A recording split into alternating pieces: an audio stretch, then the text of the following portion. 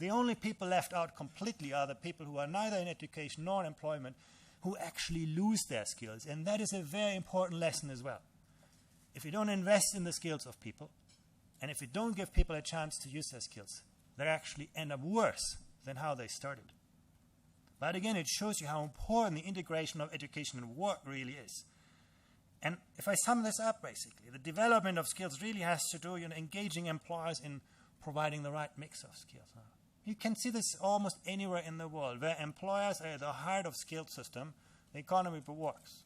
But where this is an entirely supply-driven system, you run into big trouble.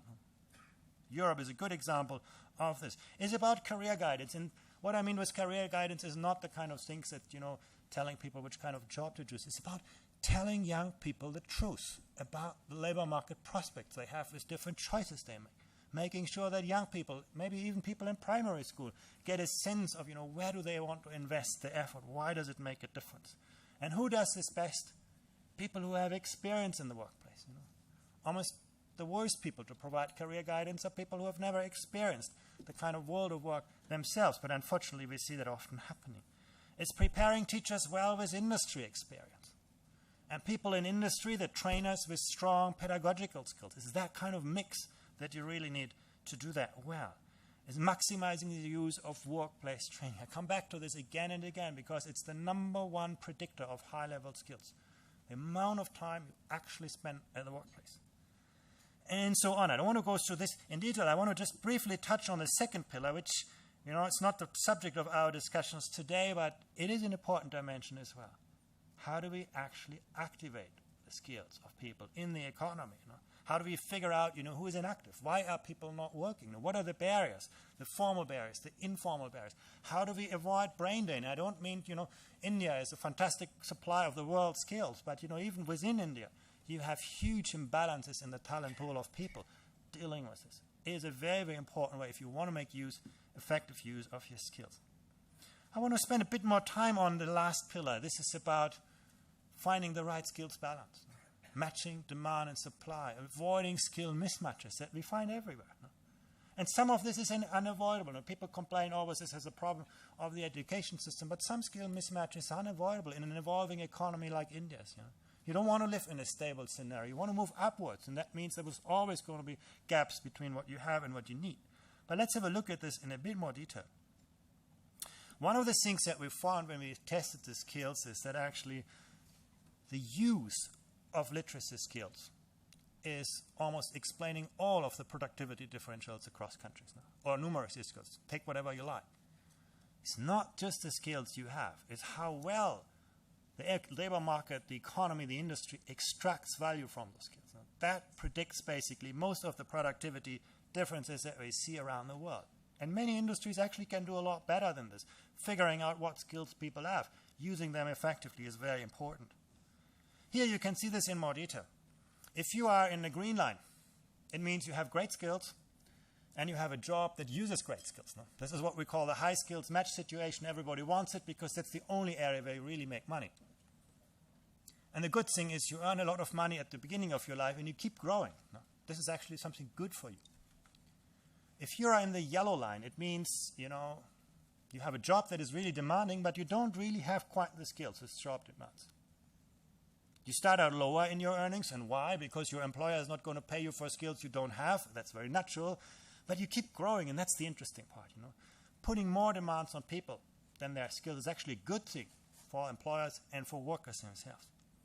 If you have a skills surplus, means basically you are better skilled than what your job demands, you go south. No?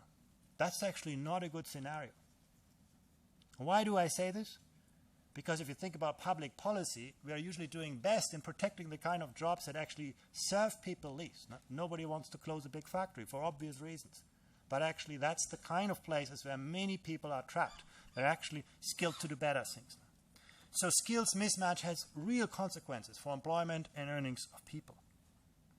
So what are the drivers of this? What can we do about this? The first thing you can do is providing better information about the skills that are needed and that are available.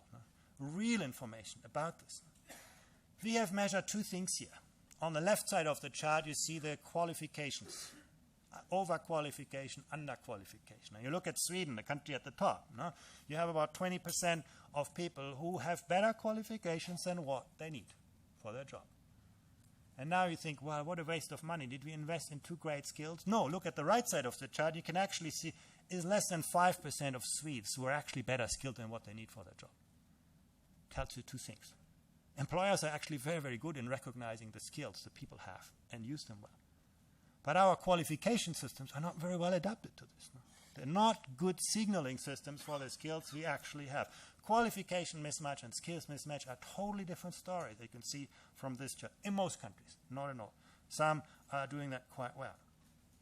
But we need to get a better picture of the skills that are needed and that are available. Helping young people to gain a foothold, crucially important. You saw that early. Now, if we don't build the foundations early on, those people are going to be a lost generation. Making skills more transparent. No? If you have great skills and nobody knows about it, then, well, it's not of good use for you and not of good use for employer and no one. But that is actually a big problem, even in many companies today, no? That we do not really recognize the skills that people have in a very well. And that's something which is hard to do, but there are good ways to do it. Helping employers to make better use of their employee skills. This is one of the most interesting findings, you know. When you saw early on, Japan did best in the skills people have. But when you look actually how well does the Japanese economy use the skills, Japan is worst, particularly when it comes to problem-solving skills. So people have great skills, but the economy doesn't draw value out of it. You look at the United States. I showed you at the beginning, we all overestimate the skills in the United States. Actually, if you test the skills of American workers, they're not very good. But American employers are better than anyone else in extracting value from the skills. No? So it's the two things that matter. No? If you're in Japan, you know, you have a really talented population, but the economy is not good at using it.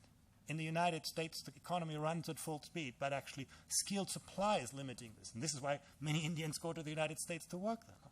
That's where you turn skills into money. No? But the use of skills is crucially important, and that's obviously where employers are doing important part. Creating more high-value added jobs, a lot of things happening in India on this. And finally, entrepreneurship. And the data that we have on this are not very good. You know, young people are generally very entrepreneurial, willing to take on new risks, doing new things, but the older we become, somehow the more cautious we get about this thing. There's something going wrong here. So let me sort of summarize this in a nutshell. What can we do about this? Initial education and training obviously is the foundation. And again, think about work-based learning, not as something separate from the initial education system, but as an integral part. We need to get away from this dichotomy between academic and vocational education. It's about integrating this, making sure that we invest in the right skills, making learning everybody's business, finding good ways how to share the costs and benefits, making sure that there are effective links between education and work. You saw this in this very powerful data, that there are lots of things you learn best at the workplace, and where we combine education and work, we draw out the biggest benefits for individuals and societies. Allowing workers to adapt their learning to their lives. Not squeezing people into certain institutions, by making sure that people can decide when they learn, where they learn. Think about India's economy. Now, you can deal with the education system very well with the young people. That's working now quite well. But what do you do with the total workforce? People who have not got the kind of degrees and qualification. How do you make sure that they have chances to invest in their skills? And that's true in many, many countries in the world. Improving transparency. And I'm very impressed by the Indian work now on the skills sector councils. I think this is exactly the kind of mechanisms that you need to actually make sure that there are ways to recognize, certify real skills of people. Providing guidance, telling people the truth, telling people what the prospects are, the returns to skill investments are, helping employers to make good use out of their skills. And I think an organization like FICCI is the best place to do that, you know, giving the kind of format in which employers can do those kinds of things, helping economies move up the value chain, and so on. Those are the kind of things that matter. So it's about, you know, developing the right skills, activating them, at the end of the day making sure that we have the right mix between the skills that are needed. Thank you very much.